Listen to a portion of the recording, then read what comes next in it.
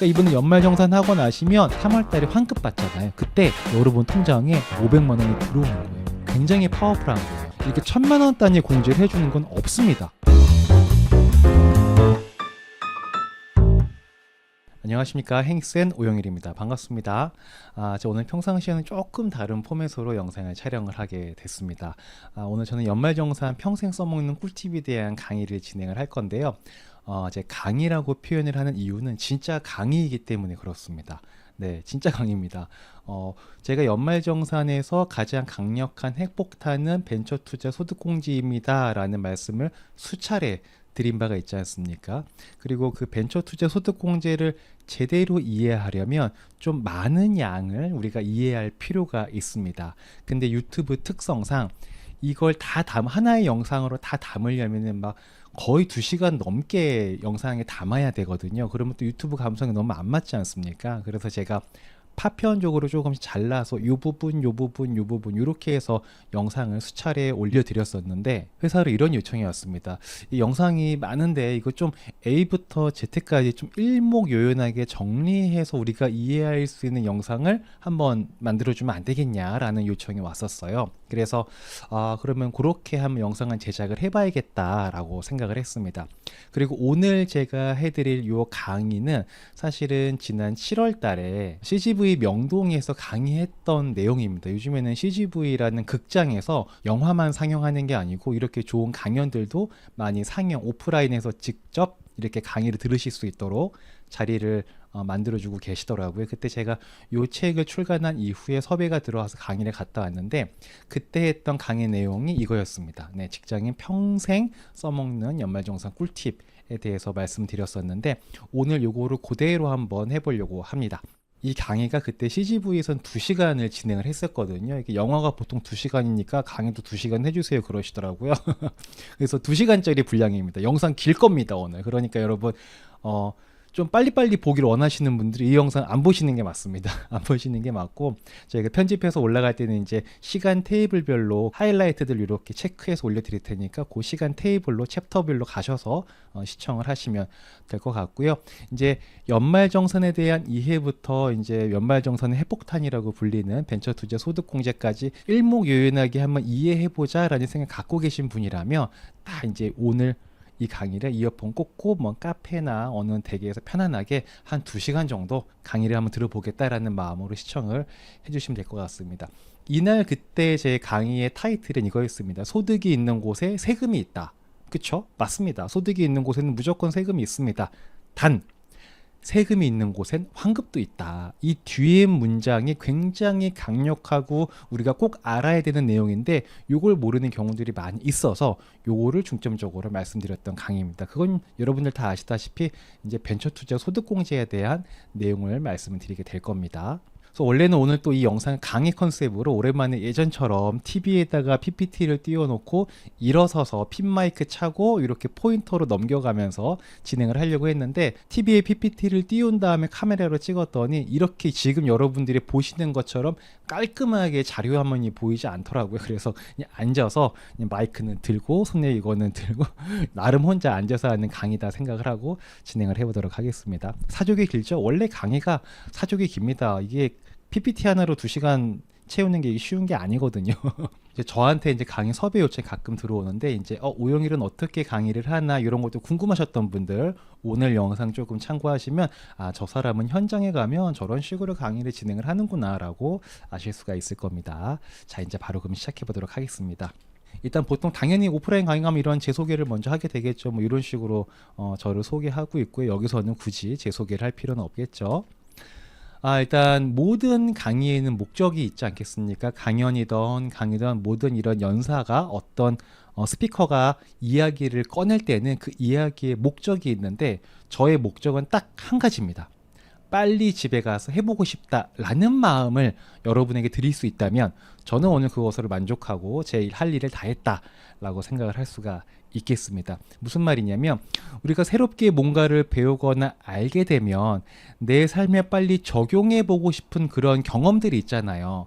예를 들어서 저 같은 경우에 취미로 이제 운동을 하는 게 있는데 그 운동에 대한 유튜브 영상이나 어떤 것들을 접했을 때 이런 기술이 있었네, 이렇게 연습하면 더 잘 될 수 있겠네라는 걸 알게 되면 빨리 체육관 가서 그걸 해보고 싶어지거든요. 막 몸이 근질근질해져요. 저한테 굉장히 긍정적인 동기부여, 자극을 주게 된 거죠.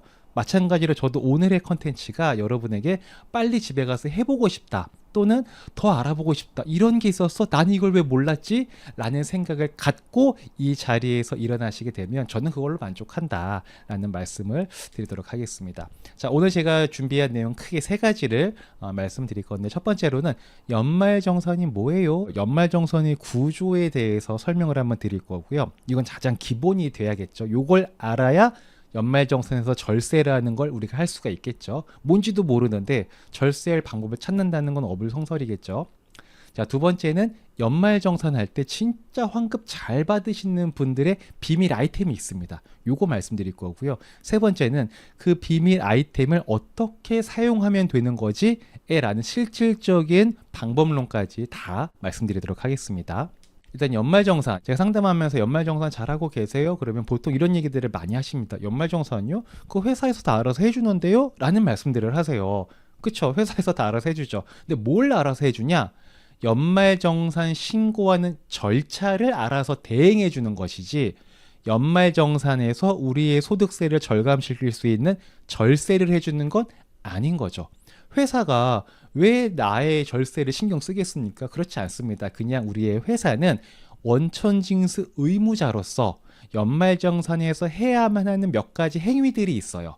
그걸 그냥 하는 건데, 그게 우리한테 서류 받고 취합해가지고 세무서에 신고하고 이런 행위입니다. 그런 절차를 대행해주고 그냥 해주는 거지, 회사가 우리의 연말정산을 통해서 우리가 절세 받을 수 있도록 도와주는 뭔가 전략을 짜주는 그런 건 아닙니다. 그러니까 연말정산이요, 회사에서 다 알아서 해주는데 이런 말씀인지 하시면 안 됩니다. 하셔도 되는데, 회사에서 절차를 다 알아서 해주는데 이렇게 절차라는 걸 해주는 거다라는 걸 명확하게 인지하시고, 절세, 환급에 대한 노력은 회사가 하는 거예요? 내가 하는 거예요? 내가 하는 거죠. 회사는 그런 거 안 해줍니다. 우리가 직접 알아서 해야 되는 거예요. 그러니까 여러분들이 이런 강의를 듣고 시간 내서 이런 데 오시는 거 아니겠습니까? 근데 이제 많은 분들이랑 제가 상담을 하고 말씀을 나눠보면, 연말정산 때 환급을 위해서 뭔가 노력을 하고 싶은데 어떤 걸 노력할지 모르겠다, 우리가 개입할 수 있는 게 뭐가 있는지조차 모르겠다 라는 말씀들을 종종 하시거든요. 그래서 제가 오늘 노력하고 싶은 분들에게 노력할 거리를 제공해주는, 그래서 그 거리를 제공함으로 인해서 아까 말씀드렸던 것처럼 빨리 집에 가서 이거 해보고 싶다라는 마음이 드시도록 말씀드려보도록 하겠습니다. 일단 연말정산이랑 이런 거죠. 사전적 의미는 급여소득에서 원전 과세 1년 동안 뭐 이렇게 나옵니다. 그렇죠? 근데 저는 이렇게 표현을 해요. 연말정산을 연초에 가짜 세금과 진짜 세금을 비교하여 정산하는 것이라고 저는 표현을 합니다. 세금이면 세금이지 가짜 세금은 뭐고 진짜 세금은 뭐냐라는 생각을 하실 수가 있는데, 이런 겁니다. 일단 우리가 소득세라는 게 결정되는 과정을 먼저 볼 필요가 있는데, 일단 이걸 보면은 우리 총소득이라는 게 총급여라고도 하는데, 우리가 소득이 있으면 그 소득에 대해서 무조건 다 세금을 내나요? 그렇지 않죠. 소득에서 몇 가지 공제를 해주고 그 다음에 결정세액이라는 게 만들어지게 돼요. 그 과정을 보면 총소득에서 먼저 근로소득 공제라는 걸 제외를 합니다. 근로소득 공제라는 거는 여러분들이 신경 쓰지 않으셔도 알아서 그냥 공제가 되는 그런 규칙이 있습니다. 그래서 따로 우리가 신경 쓰지 않으셔도 됩니다. 그래서 총소득에서 근로소득 공제를 제외하고 나면 근로소득 금액이라는 게 만들어지고요. 그리고 근로소득 금액에서 소득 공제라는 걸 하게 됩니다. 우리 많이 들어봤던 거죠. 소득 공제. 이게 뭐 청약저축 가입하거나 아니면은 뭐 보험료 낸 거나 이런 것들. 여기서 말하는 보험료는 이제 건강보험이나 이런 4대 보험을 얘기하는 겁니다. 이런 것들이 소득 공제에 해당이 됩니다. 그래서 근로소득 금액에서 소득 공제를 제외하고 나면 비로소 과세 표준 금액이 만들어지게 됩니다. 그러면 과세 표준 금액에다가 거기에 맞는 소득세율을 반영을 해서 계산을 하면은 산출세액이라는 게 나오고요. 요 산출세액에서 세액공제를 한 번 더 빼주게 됩니다. 요거는 세금을 깎아주는 개념이라고 보시면 돼요. 여기에 해당하는 게 보통 우리가 아는 하는 게 뭐 IRP 계좌에 납입한 거 연금저축 또는 월세 이런 세액공제 이런 거 있죠. 또는 기부하신 것들 세액공제 이런 게 여기에 해당이 됩니다. 그래서 산출세액에서 세액공제를 빼고 나면 드디어 결정세액이 나오는 거죠. 그러면 우리는 연말정산할 때 이 결정세액을 찾는 일을 하는 거예요. 결정세액을 찾아서 기납부세액 그동안 내가 원천징수한 거 있죠. 그 기납부세액과 그리고 결정된 세액 중에서 이미 내가 납부한 세금이 많으면 소득세를 환급받는 것이고 기납부세액과 결정세액을 비교해 봤을 때 이미 낸 기납부세액이 더 적으면 결정세액보다 내가 이미 낸 게 적으면 소득세를 추가로 납부하게 되는 거죠. 이게 연말정산 시스템이다라고 보시면 될 것 같습니다. 자, 별로 어렵지 않죠? 일단 제가 질문을 한번 드려보도록 하겠습니다. 여러분, 대한민국은 소득세 납부의 달이 있다 없다? 무슨 질문이 그래? 네, 있습니다. 네, 언제일까요? 여기서 이제 소득세 납부의 달 그게 뭐지? 하시는 분들은 보통 이제 직장 생활을 오래 하셨던 분들이실 거고, 만약에 바로 딱 답이 떠오르신 분들은 뭐 개인 사업체가 있거나 뭐 자영업을 하시거나 직장 생활 앤드 타 소득이 있으신 분들은 소득세 납부의 달 그래 5월이지 라고 바로 얘기를 하시게 될 겁니다. 그래서 우리는 소득을 납부하는 달이 정해져 있는데 1년 동안 번 돈을 그 다음 연도 5월 달에 소득세를 납부하게 됩니다. 이게 기본적인 소득세 납부의 기간이고 월이다라고 보시면 돼요. 근데 당연한 것이 우리가 1년 동안 경제활동을 해야, 경제활동이랑은 돈을 벌기도 하고 소비를 하기도 하고 저축을 하기도 하지 않습니까? 그러면 1년 동안 경제활동을 해야 뭐 총급여나 소득공제금이나 세액공제 등을 알 수가 있겠죠. 그리고 그런 것들을 알아야 우리는 세금을 산정을 할 수가 있지 않겠습니까? 당연한 거지 않습니까? 그래서 24년 1월 달부터 24년 12월 달까지 행해진 경제활동에 대한 소득에 대한 소득세를 언제 납부한다? 25년 5월 달에 납부를 하게 되는 거죠. 자, 여기서 아마 이상한 점이 드실 겁니다. 그래? 소득세 납부가 5월이라고? 나는 한 번도 소득세를 납부해 본 적이 없는데? 라는 분들, 대부분 직장인분들이 이런 생각을 하시겠죠. 그리고 우리는 5월 달 소득세 납부의 달에 소득세를 납부하지 않고 매월 납부를 합니다. 매월 월급 받을 때마다 계속 세금을 납부를 하고 있어요. 원천징수하고 있지 않습니까? 근데 이게 이상한 거예요. 왜 이상한 거냐면 생각해 보십시다. 24년 1월부터 24년 12월까지 다 지내봐야 우리가 1년 동안 경제활동을 해봐야 우리의 총소득이 얼마인지, 소득공제가 얼마인지, 세액공제가 얼마인지를 알 수 있고 세금을 알 수 있는 거잖아요. 결정세액이 얼마인지. 근데 지금 24년 1월 달에도 여러분 세금 내셨죠? 아니 24년도에 내가 얼마 벌지 알고 24년도에 내가 얼마 쓸지 알고 어떻게 알고 세금을 이렇게 납부를 하냐 이거예요. 이상한 겁니다. 원천징수 시스템 우리가 의문을 한 번씩은 가져볼 필요성이 있어요. 그래서 여기에 대해서 국세청은 이렇게 얘기를 합니다. 근로자 여러분, 당신의 올해 세금은 어림잡아 요 정도 될 것 같거든요. 그러니까 요 정도 될 것 같으니까 1년간 미리 나눠서 할부로 12개월 동안 미리 내세요 하는 게 원천징수 금액 산정이에요. 1년이 지나지 않았기 때문에 우리의 세금이 결정되지 않았어요. 결정되지 않았지만 당신은 대충 요 정도 될 거예요. 어림잡아서. 그러니까 얼마 내? 1년 동안 그냥 할부로 그냥 12개월 동안 얼마 내면 돼? 라고 어림잡아서 우리한테 징수를 해가는 거예요. 이상한 거죠. 이게 친구 간에도 그렇고 부모 자식 간에도 그렇고 돈 관계는 확실해야 돼요? 대충 해야 돼요? 확실해야지. 당연히 확실해야 되는 거 아닙니까? 근데 국가와 국민 간에 어림잡아 세금을 매긴다? 이거 있을 수 없는 거죠. 그러면 좋다. 그러면 어림잡아의 기준은 뭐냐? 이 어림잡아에도 기준이 있지 않겠습니까? 그건 바로 근로소득 간이세액표라는 게 있습니다. 여기 보시면 뭐 소득이 얼마일 때, 부양가족이 몇 명일 때는 보통 얼마의 세금을 부과합니다. 이런 표 같은 게 있어요. 그래서 어림잡아는 근로소득 간이세액표에 따라서 우리는 미리 원천징수를 한다. 그러니까 이거는 어찌 보면 보편적인 세액 계산표라고 보시면 될 것 같아요. 평균적인 거. 근데 우리가 실제로 1년 동안 살아보고 나면 평균보다 세금 내야 될 게 많을 수도 있고 평균보다 적을 수도 있지 않겠습니까? 그래서 우리는 연말정산이라는 걸 하게 되는 거죠. 그래서 아까 제가 이거 말씀드렸을 때 제가 연말정산은 진짜 세금과 가짜 세금을 비교하여 정산하는 것이라고 말씀드렸잖아요. 그럼 결정세액은 진짜 나의 세금입니다. 1년 동안 살아내고 나서 내년 2월 달에 정산을 해서 실제 나의 세금을 확정짓는 거죠. 근데 기납부 세액은 뭐냐? 가짜 세금인 거죠. 간이세액표상에 따라서 납부한 가짜 세금인 겁니다. 그래서 이 진짜 세금과 가짜 세금을 비교해서 이제 정산하는 거. 더 냈으면 돌려받고 덜 냈으면 좀 더 내고, 이게 연말정산이다라고 보시면 될 것 같습니다. 자, 그리고 연말정산을 하고 나면 보통 이렇게 두 부류로 나뉘시게 됩니다. 돌려받는 자가 있고 뱉어내는 자가 있습니다. 여러분 어떤 게 좋아요? 당연히 돌려받는 게 기분 좋지 않겠습니까? 2월 때 3월 때 돼가지고 갑자기 월급에서 50만 원 빠지고 월급이 들어와. 그럼 얼마나 좀 그래요. 물론 내야 될 세금을 낸 거기 때문에 억울할 것까지는 아니지만 기분이 좋지는 않죠. 그래서 우리는 이왕이면 돌려받는 걸 좋아합니다. 그러면 돌려받는 사람들의 특징이 있거든요. 그게 뭐냐? 소득공제 금액과 세액공제 금액이 많습니다. 당연한 거죠. 소득공제 금액이 높아지면 과세표준 금액이 줄어들겠죠. 과표가 줄면 산출세액이 줄고, 산출세액이 줄면 결정세액이 줄어들게 되겠죠. 결정세액이 줄어드니까 환급받을 여지가 많아지는 거죠. 세액공제도 마찬가지죠. 세액공제가 많으면 많을수록 결정세액이 줄어들겠죠. 결정세액이 줄어드는 만큼 환급받을 여지가 많아지는 거죠. 그래서 연말정산 뭐 잘한다 못한다의 표현보다는 연말정산 이후에 돌려받는 분들의 공통적인 특징을 보니까 소득공제 금액과 세액공제 금액이 많더라라는 걸 우리가 알아볼 수 있습니다. 그러면 우리가 연말정산에서 돌려받는 사람이 되기 위해서는 뭘 해야 됩니까? 딴 거 없습니다. 소득공제 금액 어떻게 늘릴 수 있지? 세액공제 금액 어떻게 늘릴 수 있지? 이 질문만 하면 되는 거죠.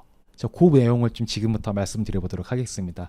자, 우리가 연말정산 때 소득공제, 세액공제 이런 항목들 막 책도 보고 막 기사도 보고 블로그도 보고 막 하잖아요. 그럼 되게 방대한 내용들이 많고 파편적인 정보들이 많이 있잖아요. 그래서 일목요연하게 보기 되게 어려워하는 경우들이 있으신데, 그때는 그냥 요거 하나 보시면 됩니다. 이게 여러분들 이제 그 연말정산 하고 나시면 받게 되는 그 양식이거든요.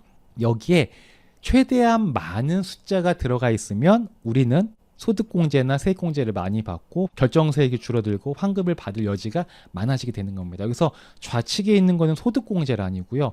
우측에 있는 칸은 세액공제란입니다. 여기에서는 우리가 개입할 여지가 있는 게 있고 개입할 여지가 없는 것도 있거든요. 한번 알아볼게요. 일단 여기서 보면은 대부분 우리가 개입할 수 없는 것들이 많습니다. 제일 위에는 인적 공제예요. 우리 뭐 본인 공제, 배우자 공제, 부양가족 공제 이런 거 있잖아요. 이거는 인적 공제입니다. 내가 부양하는 사람이 몇 명이냐에 따라서 한 명당 뭐 150만 원, 뭐 장애인 같은 경우는 추가로도 공제해주고 이런 제도가 있는 거죠. 이거는 우리가 개입해가지고 뭔가 할 수 있는 게 아닌 거고, 4대 보험도 뭐 내 급여에 맞춰서 알아서 차감되는 거니까 뭐 저걸 우리가 손대거나 개입할 수 있는 여지가 아닌 거고, 주택대출 또한 마찬가지로 저거는 내가 집을 살 때 대출을 받았으면 또는 전세로 들어갈 때 대출을 받았으면 거기에 대해서 그냥 소득공제가 적용되는 것이지, 우리가 소득공제 때 공제금액 크게 키우기 위해서 일부러 주택대출을 많이 받거나 그런 일은 없지 않겠습니까? 그래서 사실상 요 세 가지 큰 카테고리는 우리가 개입할 게 없습니다. 그러면 우리가 개입할 수 있는 정도는 실질적으로 요 세 가지 정도밖에 없어요. 뭐 청약저축이라든지 뭐 신용카드 사용하는 것들, 청년 장기펀드 이런 것들, 요 정도가 거의 다라고 보시면 될 것 같습니다. 뭐 청약에 가입할지 말지 내가 결정하는 거잖아요. 신용카드도 내가 얼마큼 쓰느냐에 따라서 결정이 되는 것이고, 청년형 장기펀드 이런 장기펀드 가입하는 것도 내가 가입했냐 안 했냐에 따라서 뭐 소득공제 금액이 달라지게 되겠죠. 그래서 보통은 환급 많이 받으시는 분들은 이렇게 요 세 가지 정도는 좀 거의 다 갖고 있는 경우들이 많이 있더라 라는 거고, 소득공제는 요 정도로 좀 정리가 되고 옆에 있는 세액공제인데, 세액공제는 한 요 정도라고 보시면 될 것 같아요. 세액공제는 뭐 연금저축, 저거 이제 사실 되게 좋은 거죠. 가장 많은 혜택을 받는 것 중에 하나인데, 연금저축은 사실 누구나 요즘에는 다 가입들 하고 있잖아. 이거는 또 세액공제 측면뿐만 아니라 직장 생활을 하시는 분들이라면 은퇴 이후에 뭔가 그 현금 흐름을 위해서 연금이라는 건 일부는 준비를 하시는 게 좋으니까, 꼭 세액공제 목적이 아니시더라도 저런 건 따로 준비해 놓으면 좋은데, 준비하다 보면 또 세액공제도 되는 그런 거죠. 그리고 고향사랑기부금, 저거는 23년도에 신설이 된 건데, 저거는 사실 한도가 500만 원까지 이렇게 할 수가 있거든요. 근데 누가 우리가 소득 세액공제 받자고 15% 해주는데 내가 낸 금액의 15% 세액공제 해주는 거거든요. 10만 원 초과하면. 근데 내가 뭐 15% 세액공제 받겠다고 뭐 100만 원, 200만 원 하실 분들은 안 계시잖아요. 그냥 10만 원 기부하고 10만 원 세액공제 받고 또 이런 거 하면 또 한 3만 원에 상당하는 또 선물 같은 것도 살 수 있는 그런 쿠폰 같은 게 나오지 않습니까? 그냥 그 정도로 그냥 재미삼아 그냥 하는 거에 저게 크게 뭐 이렇게 세액공제 받기 위해서 크게 사용하는 그런 건 아니죠. 기부금도 마찬가지로 기부금도 1,000만 원 이하는 15%가 세액공제가 되고 1,000만 원 초과한 건 30%가 세액공제가 되는데 이것도 뭐 그냥 우리 뭐 월드비전이나 뭐 이런 것들 뭐 유니세프 이런 기부하시는 분들이 있으시잖아요. 근데 우리가 세액공제 많이 받을 요량으로 막 기부를 막 1,000만 원 이상 하고 막 이러지 않지 않습니까? 말이 안 되는 거죠. 당연히 기부는 1,000만 원 했는데 300만 원만 세액공제 받은 남는 게 없는 장사. 뭐 기부를 위한 기부를 했는데 공제를 받는 건 당연히 뭐 좋은 일인데 우리가 연말정산 때 이 세액공제 늘리는 목적으로 볼 때는 기부금 활용도 그렇게 썩 우리한테 매력적인 건 아닌 거죠. 그리고 월세액공제도 이것도 뭐 급여에 따라서 뭐 17%나 15%가 세액공제가 되는 건데 7, 80만 원짜리 월세면 되는데 막 150만 원짜리 월세 살고 막 이러지는 않지 않습니까? 이거는 말이 안 되는 거잖아요. 그냥 내가 주거 생활 환경이 월세이다 보면 그 월세액에 대해서 그냥 공제를 적용해 주는 거지 세액공제를 받으려고 또 일부러 막 월세를 가거나 그런 분들 없으실 거 아니겠어요? 그러니까 이렇게 다 살펴보시면 사실 우리가 크게 개입해가지고 연말정산 때 환급을 많이 받기 위해 노력을 할 만한 거리가 사실은 별로 없습니다. 그래서 보통 사회초년생 분들께서는 이제 1년차 때 이런 거 막 공부하고 2년차 때도 막 공부하시거든요. 공부해서 똘똘하게 해가지고 환급 잘 받아야지라는 생각들을 갖고 계시는 경우들이 많이 있는데 한 뭐 8년차, 15년차 이런 직장 선배들이 보면은 그거 해봐야 뭐 별거 없다 이런 얘기를 하시거든요. 막 기를 죽이고 그렇게 해본 건 의미 없다 이런 얘기를 하시는데 그 이유가 그냥 다 이유가 있는 겁니다. 이런 거예요. 여러분들 지금 보셔서 아시겠지만 여기서 여러분들이 개입할 수 있는 거리가 뭐 얼마나 있겠습니까? 네, 거의 이 정도가 거의 끝이다라고 보시면 돼요. 그러니까 연말정산을 위해서 노력하고 싶은데 노력할 게 없다라는 얘기가 그냥 나오는 게 아닌 거죠. 그 다행인 건 우리에게는 아직 한 가지 히든 카드가 남아 있습니다. 이 히든 카드를 들고 있냐 들고 있지 않냐에 따라서 정말 큰 차이를 나타내게 될 건데 그 히든 카드가 뭐냐면 이런 겁니다. 전쟁을 승리로 이끄는 건 여러 개의 화살이 아니라 단 하나의 핵무기인 거죠. 화살 아무리 백날 쏴봤자 핵무기 한 개 빵 터트리면 뭐 게임 끝나는 거지 않겠습니까? 근데 연말정산에도 이런 핵무기 같은 녀석이 있다라는 겁니다. 그게 뭐냐? 바로 벤처 투자 소득공제입니다. 이게 41번에 나와 있는 투자조합 출자 등이라는 거거든요.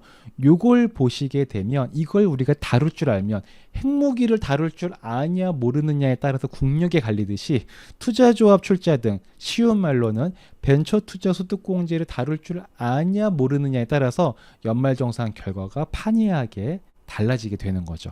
투자조합 출자 등은 이런 겁니다. 이렇게 법에 굉장히 보기 쉽게 한국 사람이니까 한국말로 잘 적어놨습니다. 조세특례제약법 제16조에 나와 있는데 뭐라고 나와 있죠. 이런 거 보면 또 우리 어때요? 화가 나죠. 그래서 좀 간단한 걸로 보겠습니다.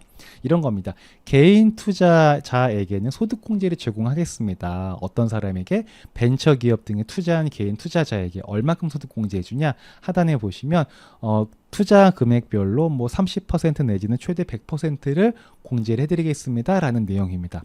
요거를 제가 조금 더 쉽게 표현을 한번 해보겠습니다. 이런 거죠. 경제 3주체가 있죠. 그 정부, 개인, 기업이 있는데 이 각각의 주체들은 니즈가 있습니다. 어떤 니즈가 있냐면 정부는 중소기업들을 지원하고 육성하는 데 좀 관심이 많겠죠. 그리고 개인들은 투자해서 수익도 좀 얻고 싶고 절세도 좀 됐으면 좋겠고 이런 바람이 있을 거고요. 항상 모든 기업들은 자금 유치, 좋은 자금을 조달하는 데 많은 관심을 가질 수밖에 없거든요. 늘 이렇게 이 세 주체들은 니즈가 있습니다. 이때 정부 입장에서는 기업들을 육성 지원하는 가장 좋은 방법이 뭐예요?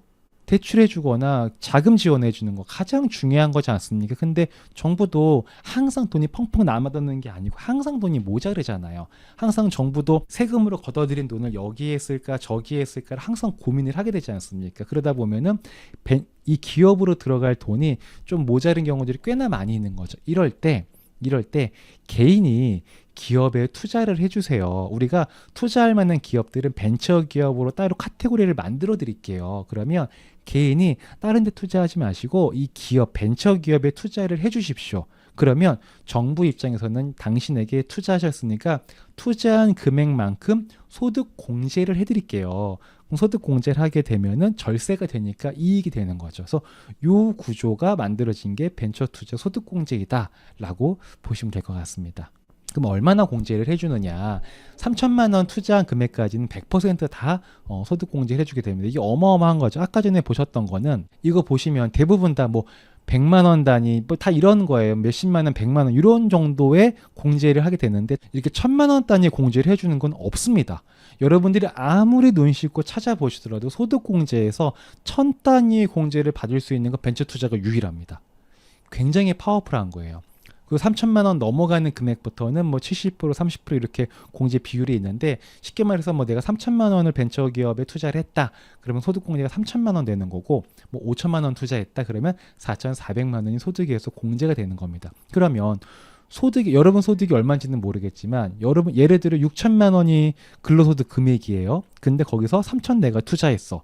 그럼 근로소득 금액의 6천인데 3천만 원 소득 공제를 받게 되면 과표가 3천이 되겠죠. 그럼 딱 봐도 원래는 이거를 안 했으면 과표가 6천이었을 텐데 벤투를 해가지고 소득 공제해서 과표가 3천 된 거잖아요. 그럼 6천일 때의 세금과 과표가 6천일 때의 세금과 과표가 3천일 때의 세금 딱 봐도 한 반 이상, 2배 이상 차이가 나지 않겠습니까? 그 정도로 파워풀한 겁니다. 그럼 실질적으로 과표가 5천만 원인 경우라면 3천만 원 투자했을 때 얼마나 절세가 되나 이거를 보면 5천만 원일 때는 특별한 세액 공제나 이런 게 없다면 노멀하게 본다면 한 680만 원 정도의 세금을 부담을 하게 됩니다. 근데 3천만 원을 벤처 투자를 하게 되면은 3천만 원이 소득 공제가 되기 때문에 과표가 상당 부분 줄어들게 되겠죠. 그럼 과표가 2천만 원이 되고 부담하는 세금은 190만 원으로 줄어들게 됩니다. 그러니까 495만 원, 약 500만 원 정도가 세이브가 되는 거죠. 이 얘기는 무슨 얘기냐면 2월 달에 연말정산 서류 접수하고 보통 이제 빠르면 2월, 늦으면 3월 달에 환급 받잖아요. 그때 여러분 통장에 500만 원이 들어오는 거예요. 분명히 우리는 12개월 동안 일을 해가지고 12개월치 월급을 받았는데 아니 3월 달 정도 되니까 500을 또 주네? 이게 연말정산 진정한 13월의 월급이 되는 거죠. 어마어마하게 큰 혜택을 보게 됩니다. 아마 또 이 정도 여기까지 얘기 듣다 보면 근데 벤처 투자 좀 위험하지 않나? 어디에 투자해야 되지? 이런 생각 하실 수도 있거든요. 그거 제가 뒷단에 다 말씀드릴 겁니다. 그러면 과표가 1억이신 분들 같은 경우에는 좀 소득이 높으신 분들 같은 경우에 3천만 원 투자하면 얼마나 절세가 되나 이것도 계산을 해보면 이렇게 됩니다. 1억일 때는 과표가 1억일 때는 세금이 한 2,150만 원 정도 부담을 하시게 됩니다. 굉장히 많이 내시죠. 그래서 고소득자분들이 세금 때문에 스트레스 받는 게 이런 이유 이해가 다 됩니다. 근데 만약에 3천만 원 벤처 투자를 하셨다 그러면 과표가 7천만 원으로 줄어들게 될 것이고 그에 따라 세금도 줄겠죠. 얼마가 되냐? 1214만 원 확 줄어듭니다. 938만 원이 세이브가 되는 거죠. 거의 1000만 원 가까운 금액이 세이브가 되는 겁니다. 어마어마한 거죠. 근데 아까 전에 과표가 5천인 사람은 495만 원, 3천만 원 투자하고 495만 원 절세됐는데 이 소득이 높은 사람은 938만 원이나 절세가 더 많은 절세가 되냐 이거 부자 감세 아니냐 또 이런 생각하실 수도 있는데 그렇지 않습니다. 이 과표가 높으신 분들이 절세가 많이 되는 이유는 뭐예요? 이미 원청 진수를 납부한 세금이 많은 거죠. 많이 냈으니까 많이 돌려받는 것 뿐입니다. 네, 이거 뭐 억울해하시고 뭐 오해하시고 부자 감세다 뭐다 뭐 이런 생각 안 하셔도 됩니다. 자, 이번에는 실제 상담 사례를 한번 제가 가지고 와봤는데요. 일단 이분 같은 경우는 총소득이 8천만 원 정도가 되셨습니다. 그리고 세금 부담하신 건 628만 원, 약 630만 원 정도의 세금을 부담을 하셨는데요. 상담을 하면서 봤더니 총급여가 8천이고 근로소득 금액이 6,600만 원이었으니까 총급여에서 우리는 근로소득 공제라는 거를 자연적으로 그냥 하게 되거든요. 그러면 근로소득 금액 6,600에 나왔고 이 6,600에서 소득 공제를 적용하면 과세 표준 금액이 나오는 거죠. 그게 우측에 보이시는 4,900만 원이신 겁니다. 그러니까 그렇게 많이 공제를 받지는 못하신 거예요. 어떤 것들이 공제 받으셨나 보니까요. 4대 보험 내신 거, 뭐 인적 공제, 뭐 주택 대출 요게 한 800만 원 정도 정도가 되시거든요. 보니까 신용카드도 한 250만 원 정도 공제를 받으셨어요. 저 250만 원 공제 받으려고 이분은 거의 4천만 원 쓰셨습니다. 신용카드를. 그러니까 가끔 우리 연말정산 때문에 막 신경 쓰면서 신용카드 잘 쓰면 좋대 이런 얘기 하시잖아요. 하여튼 그 별로 이렇게 큰 역할 하지 않았습니다. 4천 쓰고 250만 원 공제 받으신 거예요. 뭐 250만 원 공제를 무시하는 건 아니지만 우리가 집중할 포인트는 신용카드 소득 공제가 아니다라는 거고요. 그 위에 보시면은 41번에 투자조합 출자 등이 있잖아요. 거기 제가 수기로 3천만 원 적어놨지 않습니까? 이게 뭐냐면 이 투자조합 출자 등 항목, 저 항목의 숫자가 있는 분들은 보통 환급을 많이 받고 저기 없으신 분들은 보통은 그렇게 많이 환급 받지를 못하시거든요. 그래서 제가 저기다가 여기 3천만 원은 있으셨더라면 아마 환급을 많이 받으셨을 겁니다 라고 상담을 했던 거예요. 실제로 제가 계산을 해봤는데 그 계산하는 방법이 크게 어렵거나 그러지는 않고요. 그냥 너무 잘 돼 있습니다. 연말정산 계산기 검색하셔서 이 세금 모의 계산 들어가시면 여기에 나와 있는 숫자들 있잖아요. 이거 다 입력만 하시면 돼요. 입력만 하시고 이 투자조합 출자 등이 공란으로 되어 있을 테니까 거기 3천만 원만 입력 한번 해보세요. 그러면 시뮬레이션 되는 거 다 나와서 우리가 볼 수가 있습니다. 이분 같은 경우는 계산을 해봤더니 이제 벤처 투자나 이런 걸 안 하셨을 때는 620만 원, 약 630만 원의 세금을 부담을 하게 되셨었는데 3천만 원 벤처 투자를 제가 넣어서 시뮬레이션을 돌려봤더니 세금이 100만 원으로 줄었습니다. 어마어마한 거죠. 500만 원이 절세가 될 수 있으셨던 거죠. 그러니까 이분께서 보시고 이거 내가 했었어야 되는데 이런 생각을 할 수밖에 없으신 거죠. 그 이분은 23년도에 제가 상담을 했기 때문에 23년 말에 이분은 벤처 투자 실제로 진행을 하셨고 실제로 올해 초에는 이렇게 환급을 많이 받으시면서 되게 좋아하셨던 그런 사례가 있었습니다. 이런 사례는 너무나 많습니다. 너무나 많습니다. 수백 분이 계십니다. 자, 이번엔 실제 제 사례입니다. 제 사례. 저는 이제 종합소득세 신고를 하는 사람이기 때문에 요 양식이 조금 다른데 요거 보시면 종합소득 금액이 1억 1천 정도가 잡혀 있죠. 그리고 소득 공제가 얼마입니까, 여러분? 소득 공제 금액이 5,400만 원입니다. 어마어마하죠. 5,400이라는 게 소득 공제가 되니까 과표가 5,600으로 줄어서 세율이 24%가 적용이 됐습니다. 만약에 제가 소득 공제 금액이 5,000씩 안 됐더라면 세율도 더 높았을 거예요. 그럼 5,400 도대체 뭘 했길래 5,400에는 소득공제를 받았을까? 여러분들 뭐니 다 아시겠죠? 네, 벤처투자 소득공제입니다. 위에 보시는 거는 그냥 인적공제 이런 것들인 거고 밑에 보시면 4,400만 원이 벤처투자 소득공제를 받은 거예요. 저는 5천만 원을 투자했기 때문에 4,400을 공제받아서 이제 소득공제가 5,400이 된 거죠. 그러니까 보시면 왼쪽에 있는 건 제가 실제 제가 사례인데 750만 원 냈습니까? 소득이 1억이 넘는데 세금은 750밖에 안 낸 거예요. 그 비결은 뭐다? 벤처 투자를 했기 때문에 공제를 많이 받아서 그 덕에 세금이 줄어들었다라는 거고, 만약에 제가 벤처 투자를 몰랐고 벤처 투자를 안 했다 그러면 어떻게 됐을까? 세금이 2천만 원입니다. 어마어마한 거죠. 그러니까 저는 투자해가지고 1,200만 원 세금을 절세한 거예요. 정말 크죠. 제가 5월 달에 아마 저 1,200만 원 이체했었으면 정말 그 마우스 클릭이 잘 안 됐을 것 같은데 700만 원이어가지고 그나마 좀 편하게 이렇게 이체를 했어요. 2천만 원 세금 내려 그러면 물론 벌었으니까 내야죠. 벌었으니까 내야 되는 건 맞는데 사실 안 내고 싶지 않습니까? 여러분도 같은 마음이니까 지금 이 긴 영상을 보고 계시지 않을까라고 생각이 되는데 이런 겁니다. 1,200만 원 절세가 된 거예요. 그 비결은 뭐다? 벤처투자 소득공제였습니다. 그리고 이런 얘기가 있습니다. 이제 벤처투자 소득공제를 아시고 저처럼 활용하는 사람들은 소득세 적금이라는 게 있어요. 소득세 적금 좀 느낌이 오시나요? 소득세 적금은 매달 불입하는 거잖아요. 그럼 소득세 적금은 뭘까요? 우리 매달 뭐예요? 원천징수해서 세금 내고 있잖아요. 이게 그냥 우리한테 적금인 거예요. 왜? 만기에 돌려받으니까. 요 분도 사례 보시면은 기납부세액이 밑에 보시면 2,200만 원이에요. 2,200만 원인데 위에 보시면 결정세액이 얼마예요? 480입니다. 그럼 얼마를 돌려받는 거예요? 1,790, 약 1,800만 원을 돌려받게 되는 거예요. 지방세 포함하면 2천만 원 돌려받는 거예요. 그러니까 이분은 연말정산하고 나시면 3월 달에 얼마가 꽂혀 통장에 2천만 원이 꽂히는 거예요. 얼마나 좋겠습니까?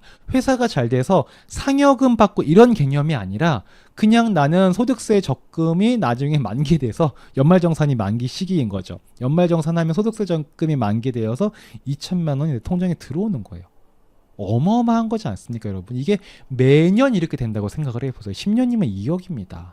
그게 다른 거 내가 돈 모아서 어떻게 한 그런 게 아니라 그냥 세금 낼 거 절세한 효과로 인해서 그냥 매년 2천만 원씩 생기는 개념이라고 보시면 되는 거예요. 이걸 가능하게 하는 게 벤처투자 소득공제입니다. 그러니까 우리가 모른다고 낯설다고 못 들어봤다고 무시할 내용이 아니에요. 어떻게든 여러분 걸로 만들어야 됩니다. 어떻게든 여러분 걸로 만들어야 돼요. 핵무기도 무시할 게 아니잖아요. 핵무기를 다룰 줄 아는 국가와 핵무기를 다룰 줄 모르는 국가는 너무나 국력에 큰 차이가 있는 것처럼 이런 겁니다. 이분께서 만약에 이렇게 10년만 해보세요. 그럼 2억이잖아요. 그 2억이 그냥 매년 2천만 원씩 어딘가에 투자도 하시고 못도 하시지 않겠습니까? 그럼 그렇게 막 불어날 거 아니겠어요? 그럼 2억 이상의 가치가 있는 거겠죠. 그러니까 어마어마한 겁니다. 저도 만약에 그냥 세금 2천만 다 냈으면은 뭐 그냥 끝난 거죠. 내야 될 세금 내고 끝난 거예요. 근데 1200만 원 절세가 됐잖아요. 그 매년 1200만 원 절세가 돼봐요. 이게 얼마나 큰 혜택이겠습니까? 자, 그럼 보통 이제 여기까지 들으시면 그래, 벤처투자 소득공제 파워풀한 거 알겠다. 나 그 사실 들어봤어. 너한테 처음 듣는 거 아니야 라는 생각을 하실 수도 있죠. 네, 맞습니다. 근데 대부분 이 얘기를 들으시다 보면은 이 두 가지 생각이 아마 계속 머릿속에 맴도셨을 거예요. 그리고 벤처 투자를 원래 아셨던 분들도 이게 계속 머릿속에 맴도셨을 겁니다. 첫 번째 뭐냐? 원금 손실인 거죠. 아니, 소득공제 받아서 절세하는 건 좋아. 아, 좋아. 그거 누가 싫어하겠어요. 근데 투자한 게 손실 나면 결국은 손해가 더 큰 거 아니야? 아니, 오영일 너도 5천만 원 투자해가지고 1,200만 원 절세 받았다며. 근데 5천만 원 무너지면 5천만 원 잘못되면 결국은 더 손해 큰 거 아니야? 라는 거죠. 이게 합리적인 말이에요, 비합리적인 말이에요? 굉장히 합리적인 말인 거죠. 너무나 당연한 지적을 하신 겁니다. 네, 당연한 사고방식입니다. 그리고 투자 방법. 나는 좀 전사의 심장을 가졌어. 그래서 원금 손실이 있을 수 있겠지만 나는 투자를 할 거고, 혹시 알아? 내가 투자한 게 당근마켓이나 오늘의 집이나 아마 배달의 민족처럼 대박 날 수도 있잖아. 그러니까 난 투자를 할 거야. 근데 이거 어디 가서 해야 돼? 증권사 가서 하면 되나? 은행 가서 하면 해주나? 이런 어디 가서 어디에 어떻게 투자해야 하는 건지를 몰라서 못하는 분들도 계십니다. 그래서 보통은 벤처 투자 소득공제라는 걸 알게 되면, 인지하게 되면 이 두 가지에서 막혀서 투자를 못하게 되는 경우들이 굉장히 많아요. 사실은 저도 그런 사람 중에 한 명이었습니다. 그래서 근데 너무나 소득공제가 받고 싶은 거지. 너무나 파워풀하니까 이 원금 손실의 위험성 좀 없애고 이 투자 방법 내가 좀 잘 공부해서 알아내면 이거 너무 좋지 않을까라고 생각을 해서 저는 그거를 해결을 했기 때문에 아까 벤처 투자를 한 겁니다. 저는 1%의 원금 손실도 없는 투자를 했습니다. 벤처 투자. 아, 이거 정말 이런 표현 쉽게 하면 안 되는 거지만 정말입니다. 1%도 원금 손실 가능성이 없습니다. 네. 어떻게 그게 가능한지 제가 지금부터 설명을 해드릴 거예요. 제가 했던 거를 그대로 말씀드리겠습니다. 여러분들도 이거 잘 배우셔가지고 핵무기를 다룰 줄 아시는 기술자가 되시기 바랍니다. 자, 일단 이 투자 방법에 대한 걸 좀 먼저 말씀드릴게요. 왜냐하면 이 투자 방법을 말씀드리다 보면 자연스럽게 이 투자의 위험성, 원금 손실에 대한 부분도 같이 설명이 되거든요. 투자 방법에 대한 거 먼저 말씀드리도록 하겠습니다. 자, 벤처 투자 좋은 건 알겠다. 어디 가서 어떤 회사에 어떻게 투자하면 되지? 증권사 가면 되나라는 생각을 가장 먼저 하실 수 있는데, 여러분이 이제 이 좋은 내용을 듣고 나 벤처 투자 해봐야겠다라고 해서 증권사에 가셔서 객장에 갑니다. 번호표를 뽑고 앉아서 순서가 되면 가시겠죠. 그럼 이제 벤처 투자 하려고 왔는데요. 그러면 그 객장에는 직원분 이러실 겁니다. 뭐요? 벤처 펀드 말씀하시는 건가요? 이렇게 얘기를 하실 거예요. 벤처 펀드는 코스닥 벤처 펀드라고 우리가 투자한 금액의 10%를 소득공제해주는 제도입니다. 우리의 목적은, 우리의 관심사는 그게 아닌 거죠. 10%가 웬 말이에요? 우린 투자한 거 100% 소득공제 받고 싶은데 지금 10%가 웬 말입니까? 근데 증권사 직원한테 아무리 얘기해도 벤처 투자 소득공제 못 알아들을 겁니다. 왜냐하면 물론 아시는 분도 있으시겠죠. 근데 왜 모르실 확률이 높은 거냐면 그분들이 취급하는 업무가 아니에요. 마치 이건 은행 가서 부동산 중개해 주세요랑 똑같은 겁니다. 굉장히 생뚱맞은 꼴이 돼버리는 거예요. 벤처 투자 소득공제 이걸 받기 위해서 우리는 벤처 투자를 해야 되는데, 벤처 투자는 여러분께서 기존에 해오셨던 것처럼 금융기관을 통해서 거래한 이런 개념이 아닙니다. 실제로 어떤 회사를 내가 찾아서 그 회사 뭐 재무부나 뭐 이런 사람들 만나서 실제로 투자를 내가 그 회사에 직접 하는 거예요. 뭐 금융기관을 통해서 어플로 하고 이런 개념이 아닙니다. 그래서 우리가 경험하기 힘들었고 또 주변에서도 그런 거 경험한 사람이 많이 없는 거예요. 그러다 보니까 우리가 공부할 계기도 별로 없으셨고. 이해가 좀 되시죠? 사실 되게 어려울 수 있는 겁니다. 근데 어려울 수 있는 건데 알면 진짜 별거 아니거든요. 그래서 그걸 제가 지금부터 말씀드릴 건데, 그러면 어떤 회사를 어디서 어떻게 찾아서 어떻게 투자하느냐, 그거 빨리 말해줘라. 네, 지금 말씀드리겠습니다. 이겁니다. 일단 우리는 벤처 기업을 찾아야 돼요. 회사는 크게 두 부류로 나눠볼 수 있는데, 그냥 일반적인 회사와 벤처 인증을 받은, 정부로부터 벤처 인증을 받은 벤처 기업이 있습니다. 그러면 우리는 일반 회사에 투자하는 것은 소득공제랑 아무런 관계가 없죠. 그럼 우리는 벤처 기업에 투자해야 되는데, 벤처 기업이 어디 있는지 알아. 길 다니다 보면 뭐 우리는 벤처 기업인데 이렇게 붙여놓은 그런 거 아니지 않습니까? 찾아야 되는데 어디서 찾는 거냐면 여기입니다. 벤처 확인 종합 관리 시스템이라는 곳에 들어가 보시면 우리나라에 벤처 기업으로 등록되어 있는 모든 회사가 나옵니다. 한 4만 개 됩니다. 엄청나게 많아요. 한 4만여 개 정도가 돼요. 엄청나게 많기 때문에 이 4만 개 중에 하나에 아무 데다만 투자를 해도 우리는 소득공제를 받을 수가 있다는 거예요. 그러면 이 중에 내가 아무 때나 전화해가지고 투자하겠다고 하면 되나? 뭐 아무 때나 전화하실 일도 없으시겠지만 이렇게 전화하셔도 안 됩니다.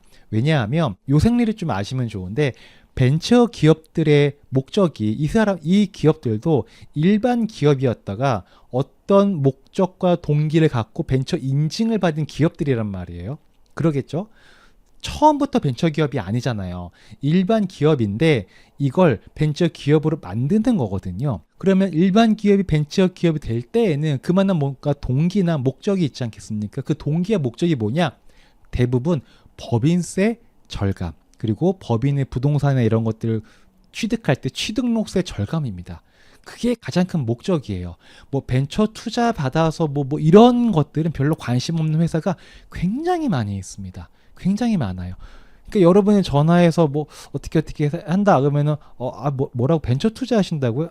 저희 그런 거 안 해요. 약간 잡상인 취급 받을 수 있으세요. 그러니까 함부로 아무데나 전화하시면 안 됩니다.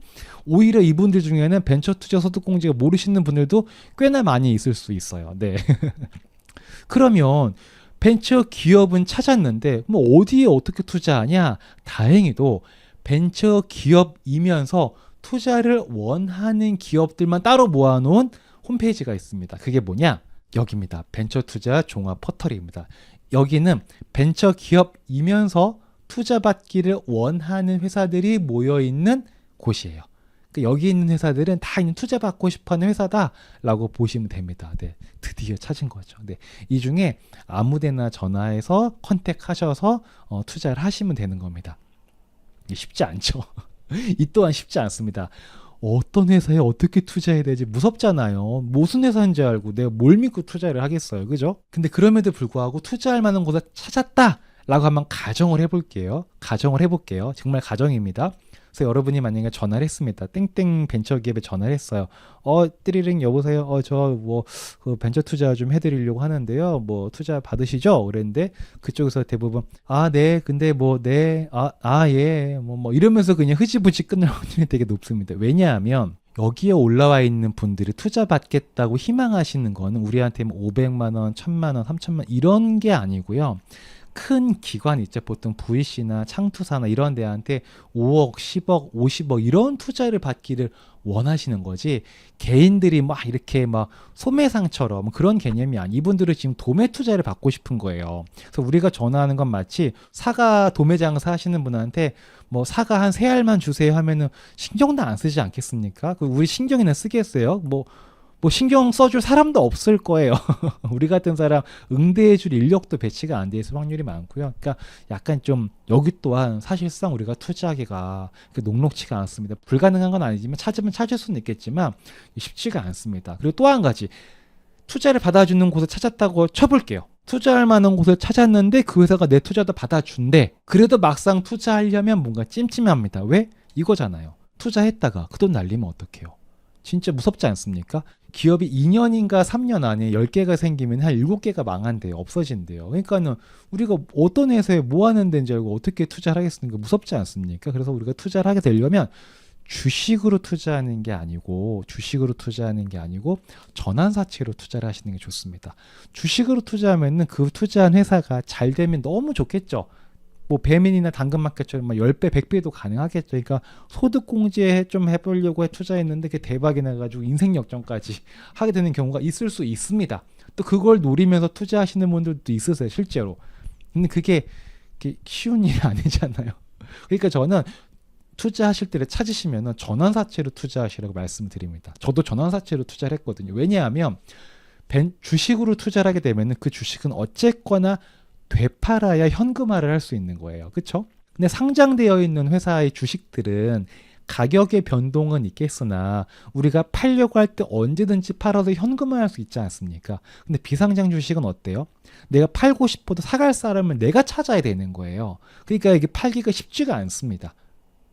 근데 전환사채로 투자하시게 되면은 전환사채는 뭐냐면 채권인데 나중에 내가 원하면 투자자가 원하면 채권자가 원하면 주식으로 변경할 수 있는 권리가 부여되어 있는 채권이다라고 보시면 됩니다. 그러니까 쉽게 그냥 채권이라고 보시면 돼요. 채권은 돈 빌려주고 돈 받는 거잖아요. 돈 빌려주면 난 채권자, 빌려가는 곳은 채무자가 되는 거죠.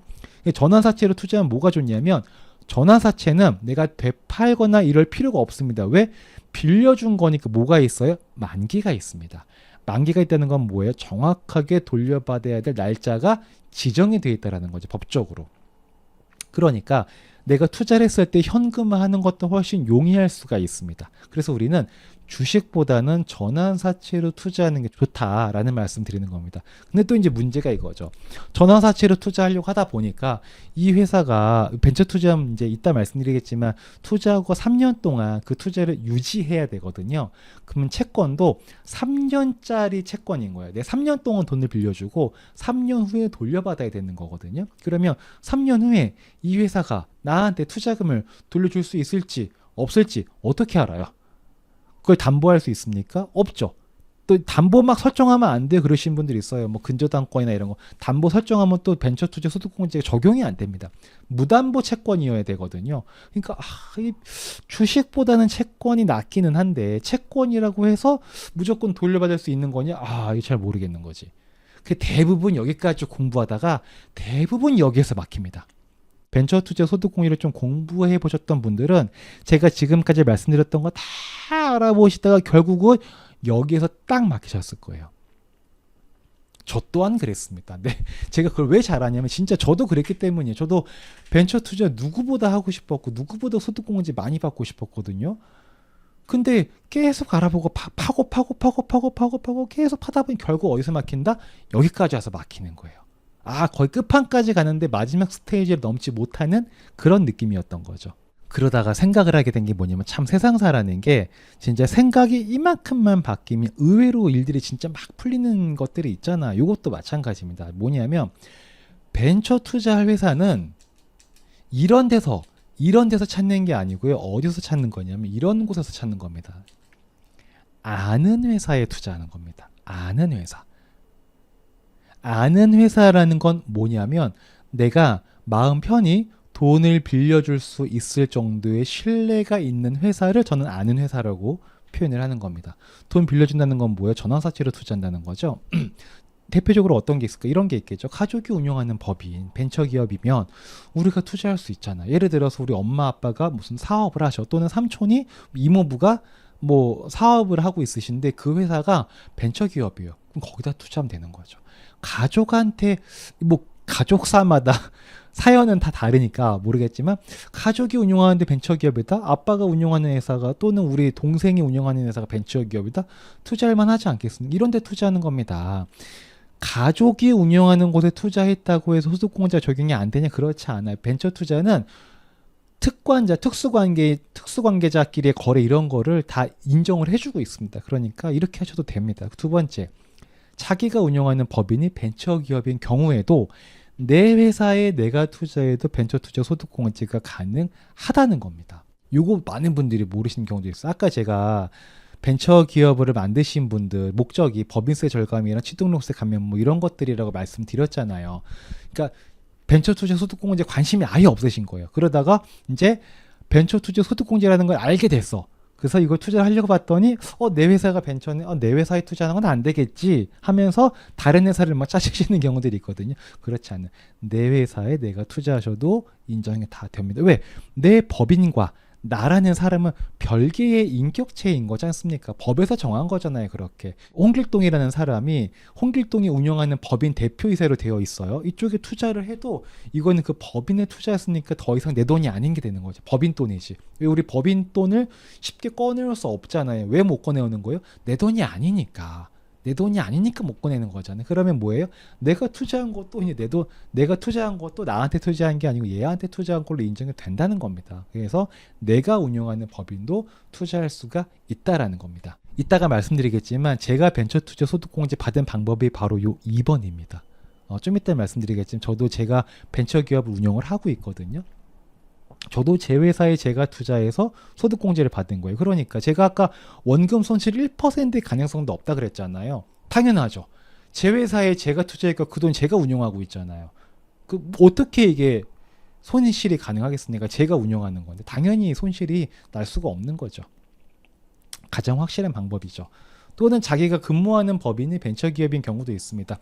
보통 사장님들이 자기네 회사가 벤처기업이 직원들한테 이렇게 막 얘기할 리가 없어요. 직원들한테 우리 회사 벤처기업이니까 여러분들 투자하시면 소득공제 가능할 겁니다. 막 이렇게 얘기할 동기가 없거든요. 대표님들한테 굳이 얘기할 이유가 없기 때문에 모르시는 경우들이 많습니다. 근데 상황에 따라서 자기 회사에 투자할 수 있는 경우도 있을 수 있거든요. 무조건 할 수 있다가 아니라 있을 수 있으니까 한번 트라이 알아는 보셔라 라는 말씀을 드리는 거고, 그리고 가까운 지인, 그러니까 가족이나 친구나 이렇게 다 찾아봤을 때 거래처가 될 수도 있어요. 거래처가 될 수도 있고 여러 가지 그냥 돈을 빌려줄 수 있을 정도의 신뢰가 있는 벤처 기업이면 그런 곳에 투자하고 전환사채 발행해서 전환사채로 투자하는 게 가장 확실한 방법이다라는 겁니다. 그래서 이 중에 하나는 있을 확률이 그래도 아예 없지는 않아요. 정말 여기에서 못 찾으면은 정말 투자 전문가처럼 잘 될 회사를 찾아서 뭔가 예리한 분석력 이런 걸 요구하는 벤처 투자의 영역으로, 그때 말 그대로 진짜 투자가 주가 되는 걸로 가는 거고 투자했는데 소득공제를 받게 되는 그런 격인 거고, 제가 지금 말씀드리는 거는 투자해서 우리 대박 납시다, 투자해서 우리 인생 역전합시다 그 말씀을 드리는 게 아니지 않습니까?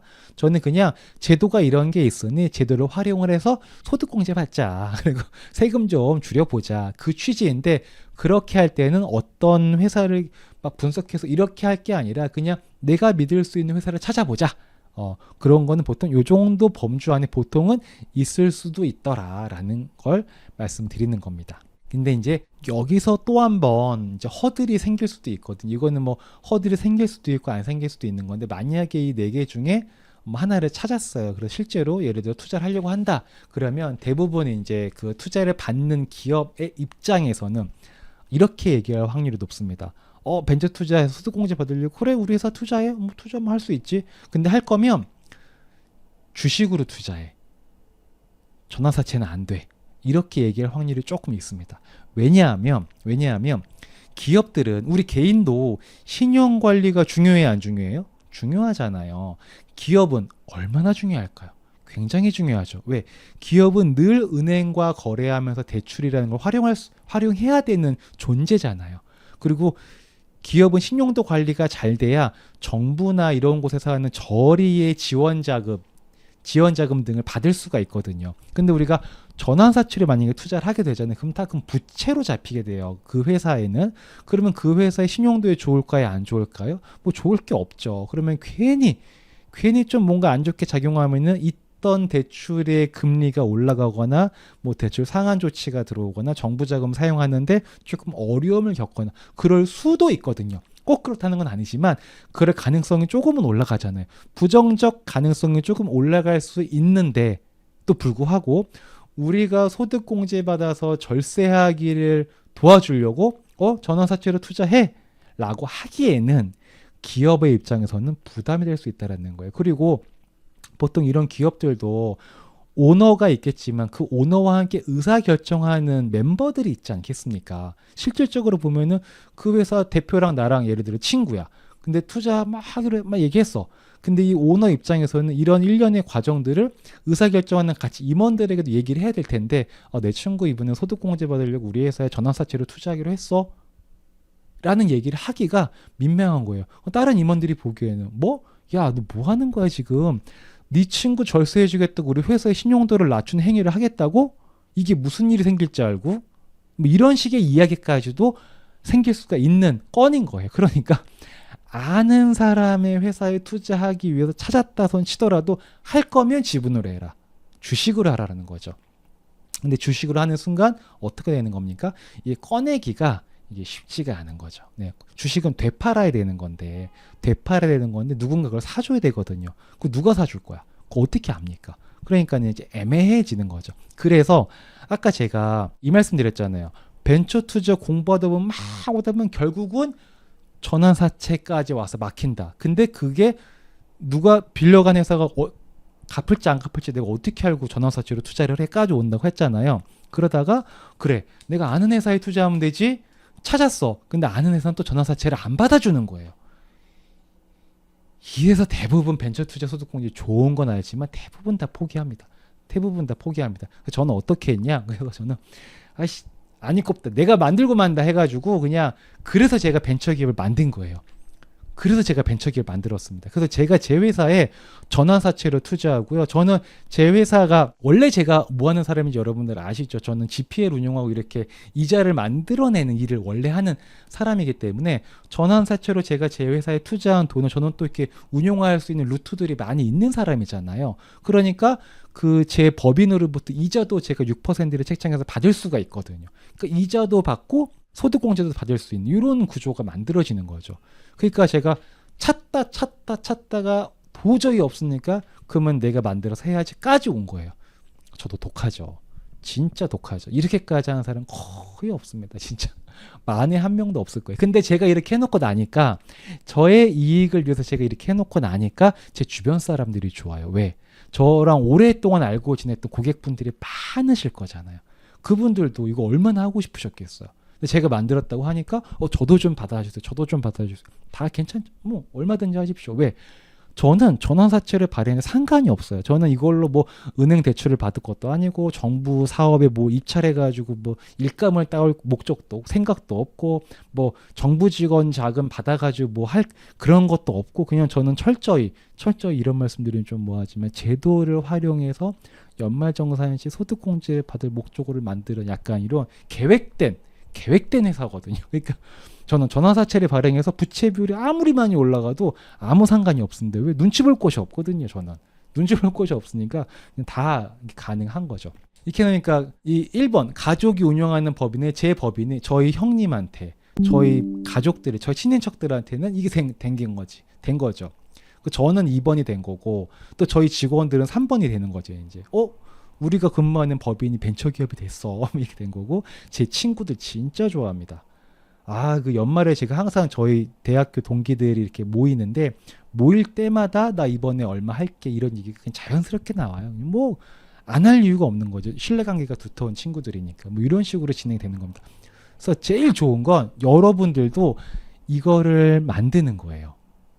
투자할 곳을 찾는 게 아니라 투자할 회사를 만드는 거 가장 확실한 겁니다. 한번 만들어 놓으면 여러분 평생 써먹으실 수 있고 여러분뿐만 아니라 여러분 주변 사람들도 다 활용하실 수 있습니다.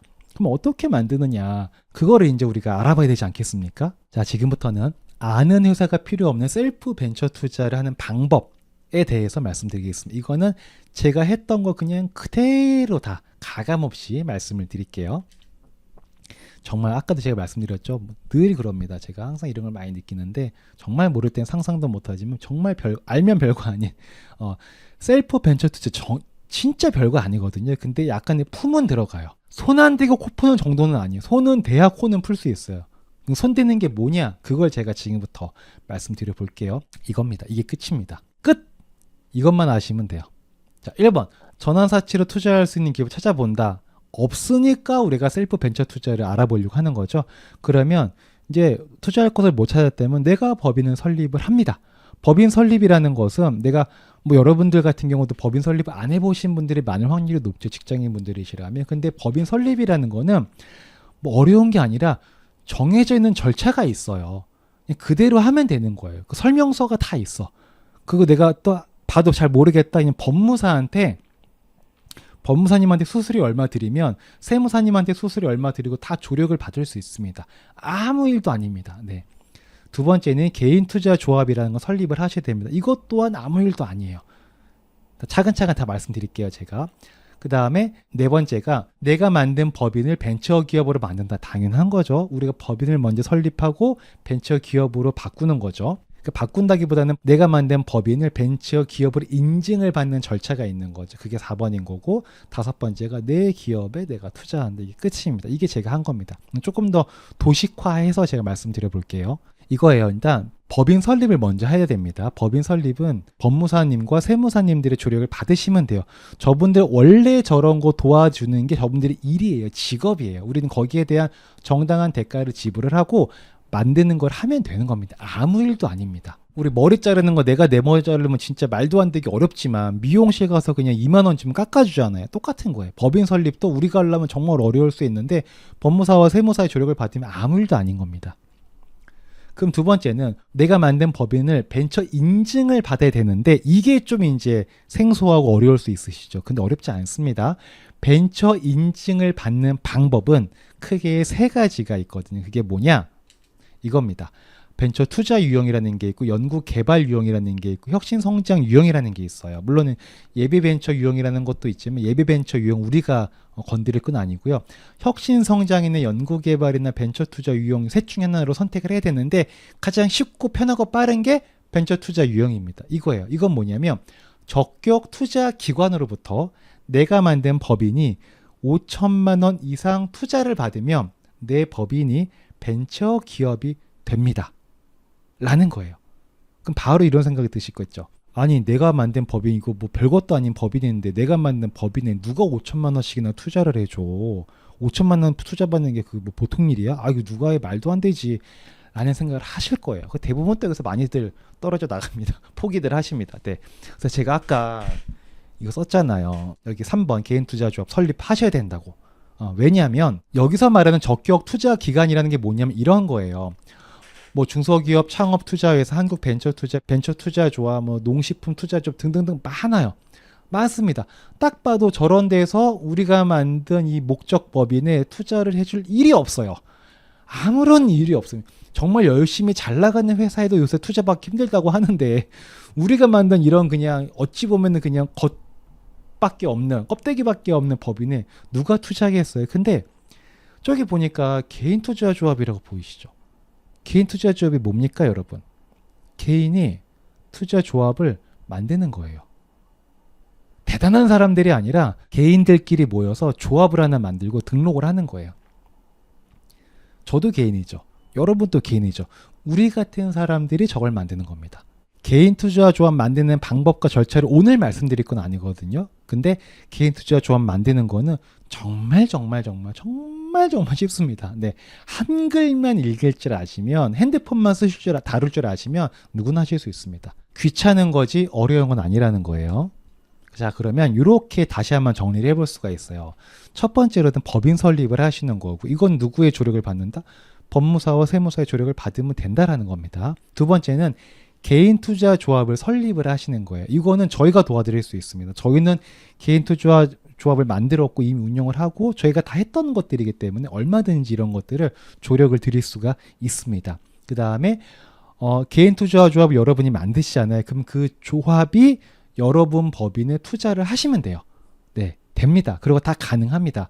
그렇게 하셨을 때 여러분 법인이 벤처 인증이 될 겁니다. 그럼 그 법인에다가 여러분이 전환사채나 뭐 이렇게 투자를 하시잖아요. 그러면 벤처투자 소득공제 가능해지는 겁니다. 아까 저도 벤처투자 소득공제 받았고 절세 크게 했고 올해도 받았고 내년에도 받고 계속 받을 거거든요. 그 가능한 이유가 그 했던 방식이 다 요겁니다. 그냥 이렇게 진행을 한 겁니다. 그리고 확인 유형, 저도 보시면 여기 확인 유형이 벤처 투자 유형으로 되어 있잖아요. 저도 이걸로 받은 거예요. 똑같습니다. 제가 한 것도 특별한 게 아니라 그냥 이거 한 거예요. 이거 해가지고 요거 만들었고 제가 투자해서 그 소득공제 받은 거예요. 확인 유형 관계없이 벤처 투자 소득공제가 다 가능합니다. 그래서 저희가 요거를 다 상담을 도와드릴 수 있는 회사거든요. 그래서 이런 것들에 관심을 갖고 좀 알아보고자 하시는 분들은 저희 회사에 연락을 주시면 상세하게 디테일하게 안내를 드리는 시간을 가져보도록 하겠습니다.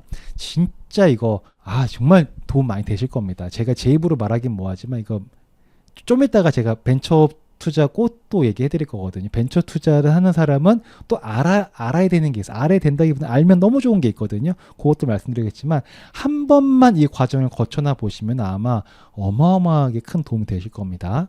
자, 숨가쁘게 달려왔는데 제가 원래 이게 2시간짜리 강의인데 지금 2시간 안에 끝내려고 좀 빠르게 진행을 하고 있거든요.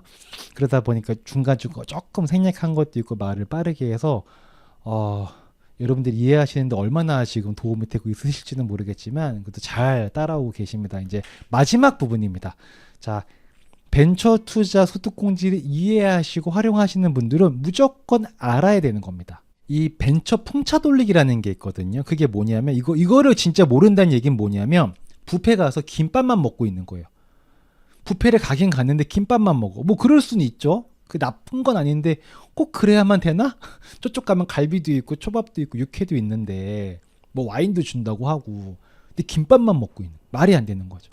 벤처 투자를 하시는 분이라면 벤처 풍차 돌리기를 꼭 활용하시기를 바랍니다. 그게 진짜 크게 여러분의 살림살이를 나아지게 도와줄 겁니다. 뭐냐면 이겁니다. 아까 제가 실제 상담 사례에서 그분이 연봉 8천이신 분이 벤처 투자 3천만 원 하시고 500만 원을 환급을 받으셨잖아요.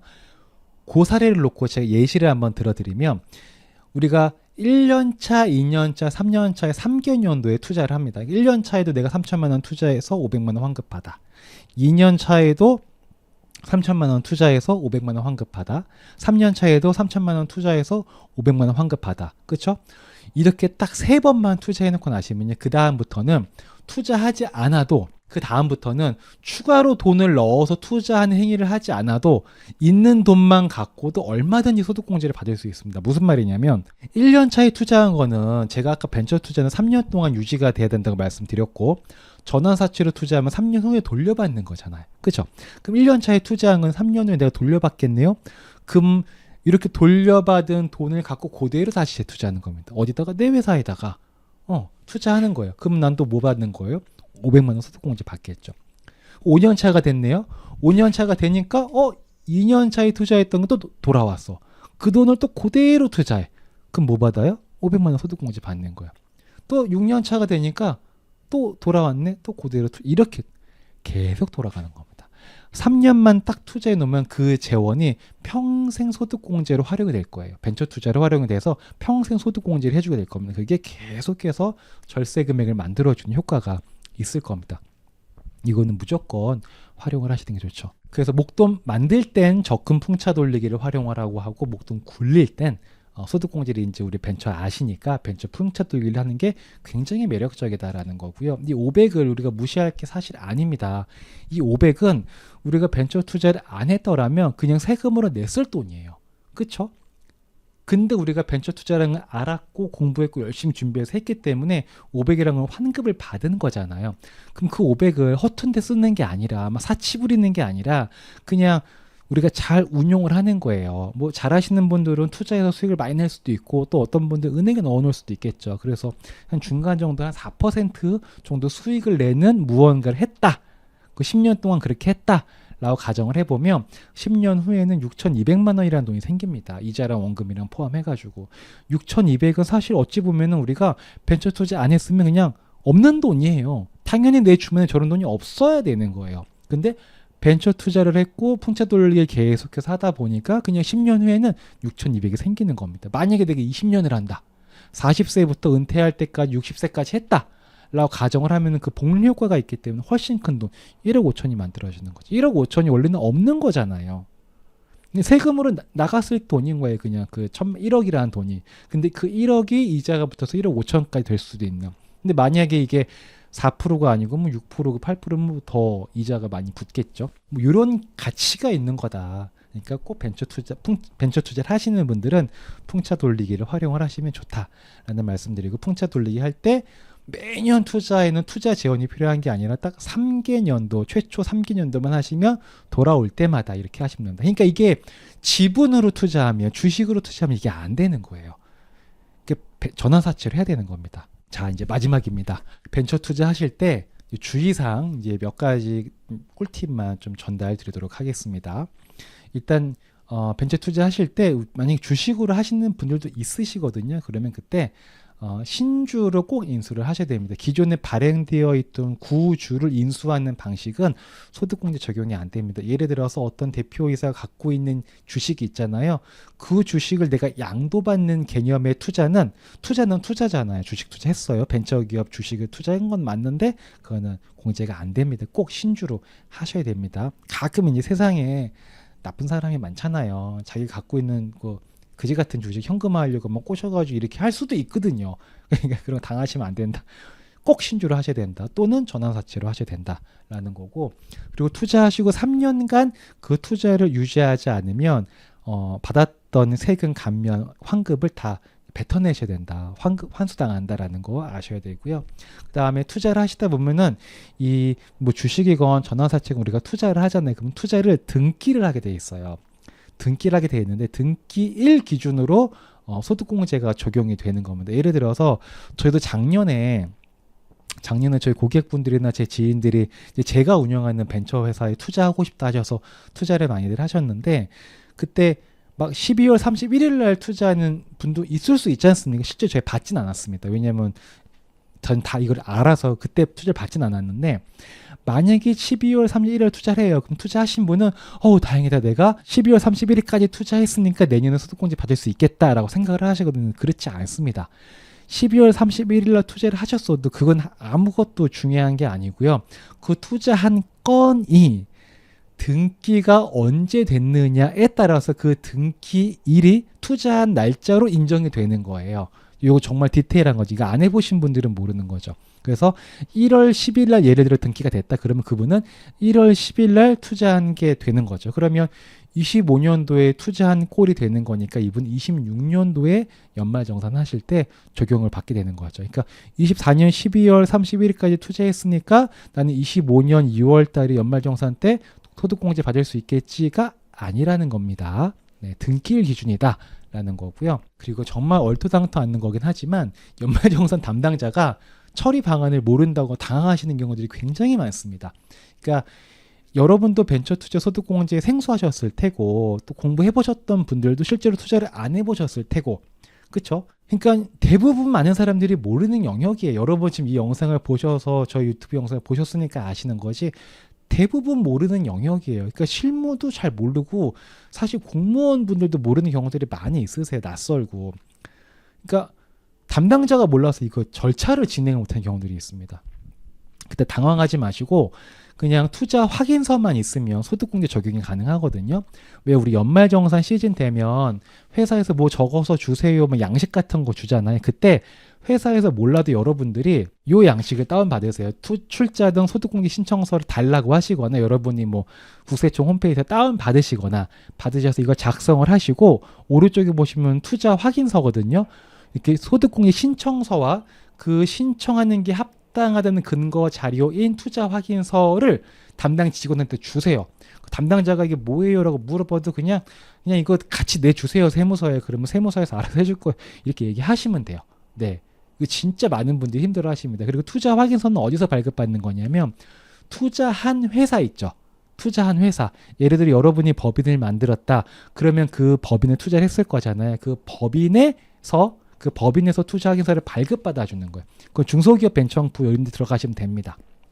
만약에 저희 같은 경우는 저희 회사에 투자하신 분들 있잖아요. 그러면 저희가 알아서 투자 확인서를 다 출력을 해서 다 이렇게 드리게 되는 거죠. 요거 두 개만 있으면 됩니다. 그러니까 연말정산 때 담당자가 모른다고 당황하지 마시고 뭐 대부분 이거 하게 되면은 진짜 여러 가지 일들이 있으실 겁니다. 저희야 뭐 저희 함께 하시는 분들은 저희가 이런 경험이 있으니까 능수능란하게 처리를 해드리는데 아마 처음 하시는 분들은 저 절차에서 다소 약간 당황스러움이 있으실 텐데 어떤 당황스러움이 있으시더라도 그냥 투자 확인서 이렇게 두 개만 있으면 된다. 이것만 기억하시면 됩니다. 그 마지막 진짜 이건 꿀팁인데요. 금액을 나눠서 투자를 하시는 것도 굉장히 의미가 있습니다. 무슨 말이냐?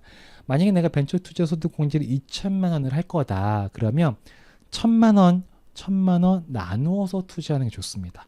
만약에 내가 내 회사에 내가 직접 투자한 셀프 벤처 투자를 한다 그러면 5월 달에 예를 들어 1,000만 원, 뭐 6월 달, 7월 달에 1,000만 원 해서 등기를 각각 다르게 이렇게 두 건으로 투자를 하는 게 좋습니다. 왜냐하면 벤처 투자를 한 내역은 내가 올해 투자를 했다면 올해부터 3년간 선택적으로 사용할 수가 있어요. 올해 투자했다고 해서 무조건 소득공제 신청을 해야 되는 게 아니에요. 이거 소득공제 신청인 거지. 보시면 신청이잖아요. 신청을 안 할 수도 있지 않습니까? 안 하면은 공제 적용이 안 되는 거예요. 근데 올해 신청을 해도 되고 내년에 신청을 해도 되고 내후년에 신청을 해도 되는 거죠. 이해되시죠? 그러면 2천만 원 투자해서 1,000만 원, 1,000만 원 투자하잖아요. 그러면은 2천만 원을 공제를 딱 신청을 하는 순간 과한 경우가 있을 수 있어요. 1,000만 원만 투자해도 이미 기납부 세액을 다 돌려받을 수 있는 수준 되는데 굳이 2천만 원 다 넣어가지고 1,000만 원만 해도 되는데 2천만 원 넣어가지고 공제 한도를 초과해버려서 공제 받을 게 없어져 버리는 그런 경우들이 있거든요.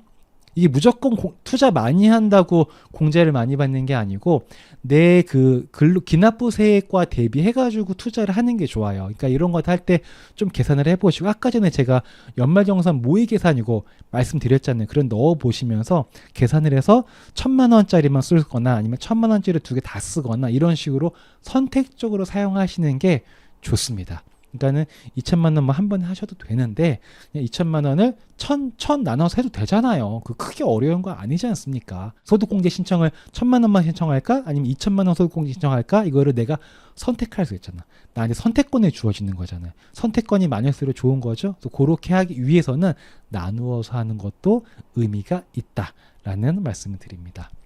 자, 숨가쁘게 달려왔습니다. 제가 1시간 한 20분 정도 이렇게 1시간 반 정도 이렇게 한 것 같은데 그 나름 2시간짜리 이 정도로 짧게 끄는 것도 나름의 그래도 강의 컨셉이지만 유튜브에 맞춰서 짧게 하겠다라는 목표를 어느 정도는 달성한 것 같아서 좀 기분 좋게 생각을 하고 있고요. 그래도 이렇게 중간중간 생략하면서 진행했을 때 좀 아쉽긴 합니다. 다음에 또 기회가 된다면 제가 오프라인 같은 공간에서 진짜 시간을 넉넉히 두고 교감하면서 할 수 있는 자리가 있다면 그때 정말 풀 버전으로 다시 한번 강연을 할 수 있는 자리를 만들어 보도록 하겠고요.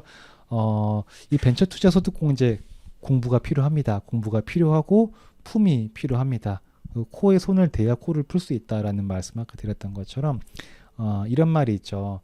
공부하지 않으면 어제를 살고 공부하면 다른 세상을 산다라는 말씀들을 많이 하시죠.